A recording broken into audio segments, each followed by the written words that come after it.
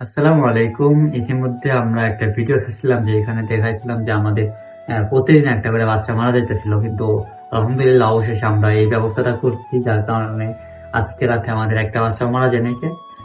আর ওইখানে একটা সমস্যা ছিল যেটা হইতেছে নিচে থেকে ঠান্ডা লাগতো, আর দ্বিতীয়ত ওই জায়গা থেকে পিঁপড়াই কামড়াতো। যাই হোক, আমরা এখানে যে ব্যবস্থাটা করছি এখানে আমরা প্রথমে হইতেছে ধানের যে কুড়া আছে, তো আমরা কুড়া দিছি, তারপরে হইতেছে তার উপর দিয়ে আমরা কিছু বইয়ের যে পৃষ্ঠা আছে ওইগুলো দিয়ে দিছিলাম। কিন্তু ওইগুলারে দেখেন যে ফিরে একবার খারাপ লাগছে। আমি আপনার একটু ভালো করে দেখা যাচ্ছি, দেখেন যে একবারে মনে করেন যে একবারে এই দিক থেকে ওই দিক থেকে সব খারাপ লাগছে।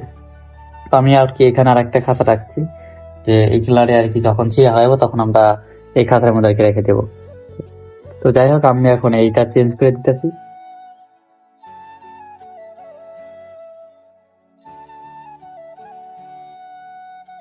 আমাদের যে কুড়াটা আছে আমরা এখান দিয়ে যেহেতু সব খায়া ফেলাইছে ওরা, আমরা এখান দিয়ে একটু ভালো করে দিয়ে দেবো। কুড়াগুলো ভালো করে দিবেন যেন হইতেছে কোনো জায়গায় ফাঁকা টাকা না থাকে। এরপরে পেপার দিয়ে দিয়েছিলাম, তারপরে হইতেছে মুরগির বাচ্চাগুলো দিয়ে দিয়েছিলাম। তো যাই হোক, সবাই ভালো থাকবেন, সুস্থ থাকবেন। আসসালামু আলাইকুম।